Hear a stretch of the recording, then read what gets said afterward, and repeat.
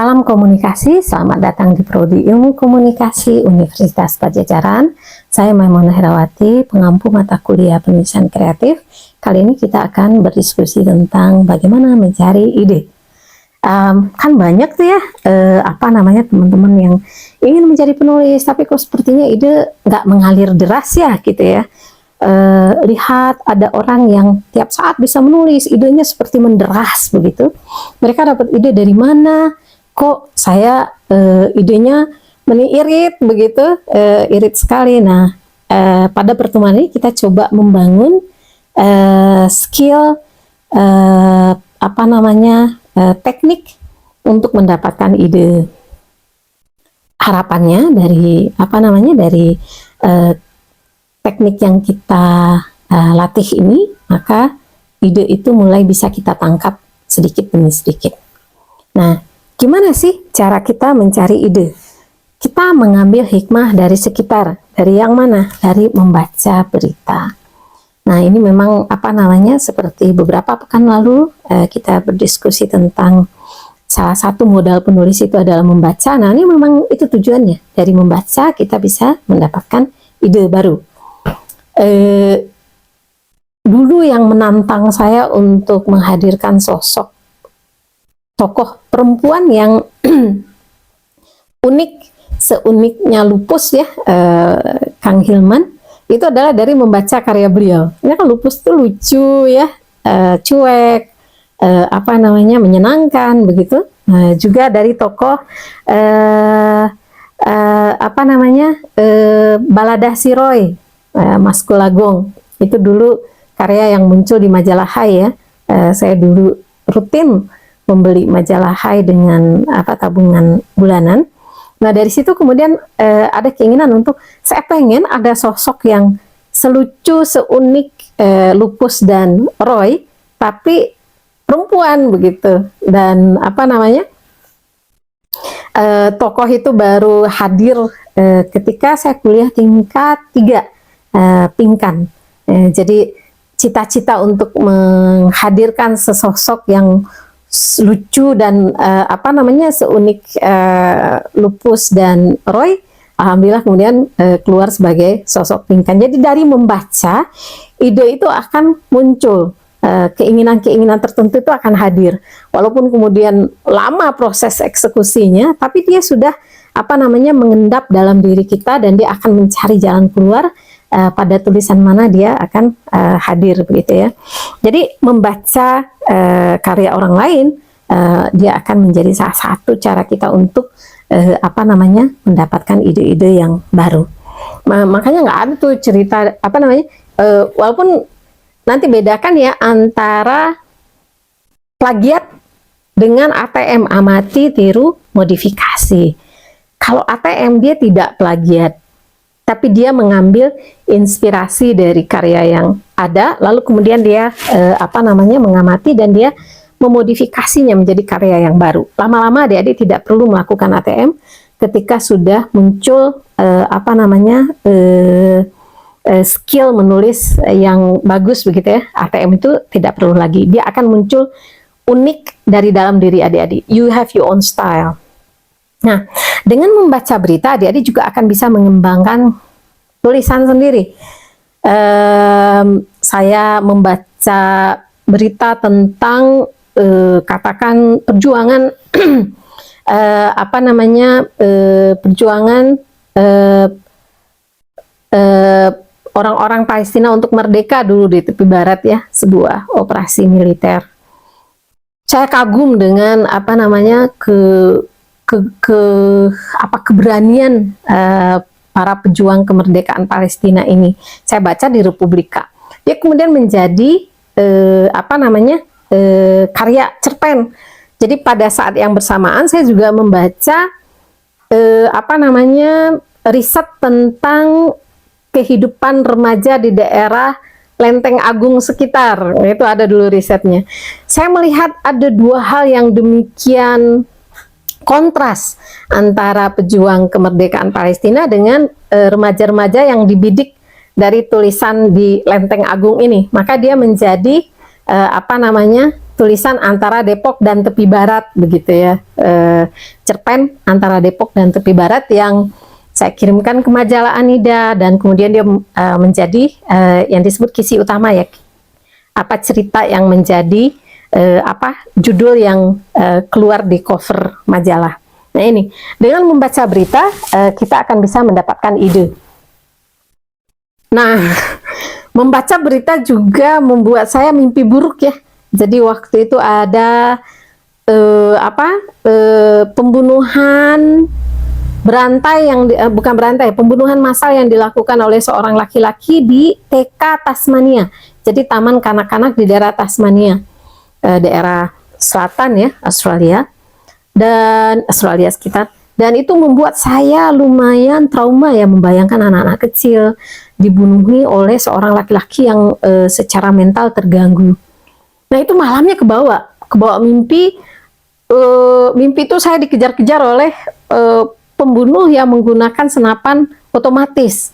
Nah ini yang kemudian saya pas bangun itu keringet keringat dingin muncul, lalu kemudian nafas itu jantung itu berdetak kencang begitu ya. Nah dari situ kemudian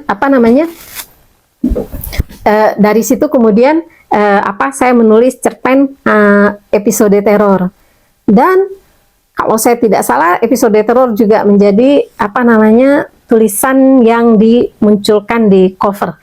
Jadi dia menjadi kisi utama, yang menjadi cerpen utama di majalah Anida. Begitu adik-adik ya, membaca berita dia bisa menghadirkan ide untuk menulis. Selanjutnya menonton TV. Dari menonton TV kita dibawa ke dunia yang lebih visual ya. Kita bisa membayangkan seperti apa sih London, seperti apa sih Sydney begitu ya, seperti apa sih Gaza gitu ya. Walaupun kita tidak ke sana tapi kita bisa membayangkan kayak gini ya, dan itu bisa akan membantu kita untuk membangun kisah. Walaupun saya tidak pernah misalnya berada di kamp pengungsian yang penuh dengan reruntuhan rumah begitu, tapi karena saya melihat laporan TV-nya ya, videonya yang demikian visual, maka cerpen Kami Masih Ada itu lahir dari inspirasi melihat dokumentari tentang kehancuran yang dialami oleh orang Gaza karena diserang oleh penjajah Israel. Nah ini menonton TV. Nah selanjutnya mendengarkan musik. Kok bisa sih dengerin musik mendapatkan ide? Bisa banget. Setiap lagu itu kan punya kisah di belakangnya, ya kan? Orang menulis lagu Adele misalnya Someone Like You, itu kan kayak susah move on kan? Nah pasti di belakangnya itu ada kisah yang kemudian ingin disampaikan melalui lagu. Tapi kemudian adik-adik bisa jadi punya penafsiran yang berbeda tentang lagu itu sendiri, dan dia bisa jadi kisah baru gitu. Nah ini ya, lagu Hello. Oh no, Hello-nya ada dua ya. Yang Someone Like You, atau kemudian yang Hello-nya Lionel Richie. Itu kan juga kisahnya berbeda dengan Adele ya. Nah, tiap lagu punya punya kisahnya, tapi kemudian ketika sampai kepada kita dia bisa jadi memberikan makna yang lain, dan dari situ mungkin muncul kisah yang baru. Gitu ya adik-adik ya. Saya kalau sedang menulis bagian-bagian yang sedih, saya sukanya mendengar instrumentalia Thomas Newman misalnya. Dia akan membantu mengeluarkan diksi-diksi sedih. Tapi kalau saya butuh bagian yang heroik, saya biasanya mendengarkan nasyid. Nah, ini akan membantu untuk mengeluarkan bagian diksi-diksi yang heroik. Nah, selanjutnya gimana sih cara kita untuk mencari ide? Yang harus kita selalu camkan dalam diri kita adalah kita harus selalu tune in with our inner side. Tune in ya, sadar ya. Jadi kayak berada di sini ya, you are in the present. Nah, jadi jangan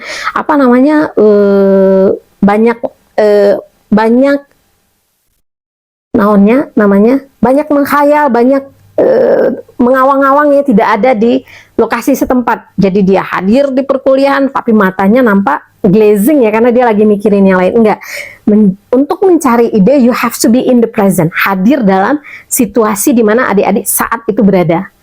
Lihat orang, oh dia kayaknya sepertinya dia belum mandi. Kenapa dia belum mandi? Nampak dianya tidak sehat. Apakah dia punya masalah sehingganya dia sulit untuk nampak segar? Karena apakah dia tidak punya kosan? Oh ternyata dia tinggal di numpang di katakan di masjid misalnya. Ada kan teman-teman kita yang berada pada kondisi ekonomi tertentu, dia tidak punya kos, dia pindah dari kos temannya ke teman yang lain, lalu kemudian at one point dia misalnya tinggal di masjid yang gratisan begitu ya. Kalau adik-adik melihat ada teman yang seperti ini, selain of course, selain kemudian dirimu mencoba mencari cara menolong dia, tapi di sisi lain dia bisa menjadi sebuah ide cerita. Perjuangan seorang pemuda untuk menamatkan pendidikannya, walaupun dilimitasi ya, dilimit oleh kemampuan ekonomi keluarga yang buruk, tapi dia bertekad terus ikut pendidikan ini dengan salah satunya adalah mengorbankan kenyamanannya tinggal di masjid misalnya. Nah ini bisa menjadi sebuah karya yang bagus banget kalau adik-adik mau seriusi. Selanjutnya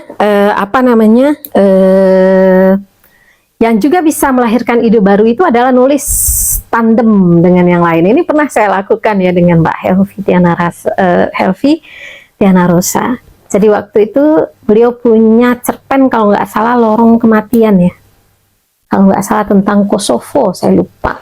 Lorong Kematian saya rasa. Beliau menulis bagian pertama, lalu dia bersambung. Terus kata beliau, Mbak nggak tahu nih mau diapakan lagi karyanya, kamu deh yang nurusin begitu ya. Maka saya baca cerpen beliau, Cerbung ya, cerpen bersambung. Ini tentang situasi yang saat itu ada ya, jadi Kosovo, Bosnia, Serbia itu kan lagi bergolak saat itu ya, 95, 96, 97 kira-kira. Ini cerpen yang kita bikin 98, 98, 99.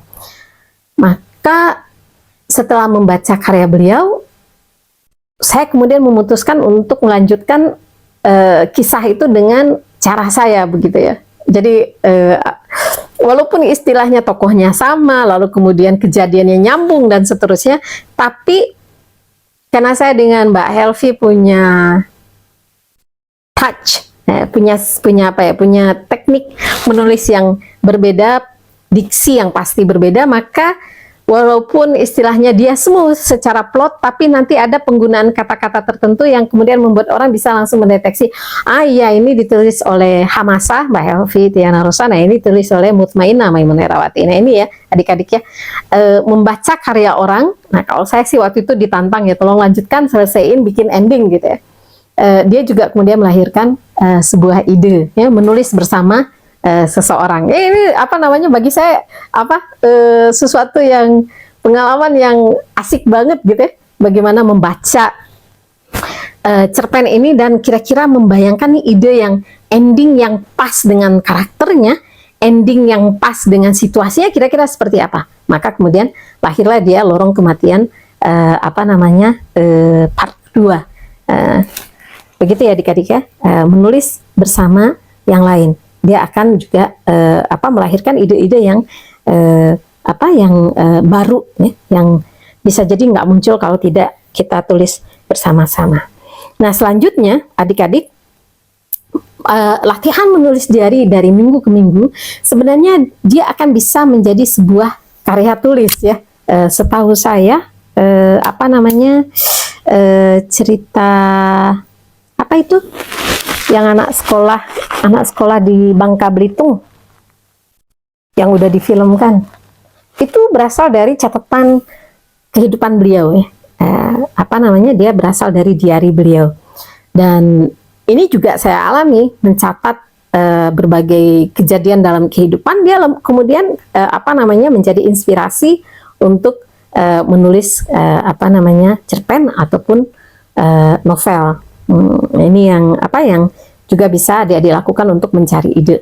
Walaupun nggak benar ya bahwasanya cerpen atau novel itu adalah bagian dari kehidupan kita. Enggak, tetap berbeda. Walaupun kemudian scene-scene tertentu masuk dari diari kita, tapi dia bukan kejadian apa namanya yang correlated ya, yang berhubungan dengan kehidupan kita. Beda ya, beda banget. Kita hanya meminjam beberapa bagian dari kehidupan tersebut. Nah, ini ya adik-adik ya yang bisa kita lakukan untuk mencari ide. Selanjutnya bagaimana kemudian adik-adik apa namanya mencoba melatih skill ini. Be in the present, lihat orang, amati, coba pahami, coba cari tahu jika memang ada hal yang perlu dirimu bantu. Lalu kemudian dengan kita sadar dengan sekitar, not only you are going to be part of a good I would say if you are present in the life, you can help a lot around you. Kalau kita sadar dengan kondisi sekitar kita, kita akan bisa membantu lebih banyak, dan dari situ kita membantu diri kita sendiri. Because I believe so much that you help others, it's the way you are helping yourself. Kita membantu orang itu sebenarnya adalah cara kita untuk membantu diri kita sendiri. You know, at least when we are helping others, there is a kind of happiness that cannot be described ya. Ada kebahagiaan yang sulit dijelaskan pada saat you can be part of the thing that makes someone's life a lot easier, gitu ya. Selain kemudian dia juga menjadi bagian dari cara kita untuk mencari ide-ide tulisan. Begitu barangkali. Terima kasih banyak. Lebih jauh tentang mencari ide ini, adik-adik bisa mulai menggunakan teknik membaca berita, membaca karya orang, melihat TV, mendengarkan musik dan seterusnya. Lakukan itu secara mandiri dan semoga dia akan banyak membantu adik-adik mendapatkan ide baru. Terima kasih banyak, sampai ketemu di sesi berikutnya dari penulisan kreatif Prodi Ilmu Komunikasi Universitas Pajajaran. Assalamualaikum.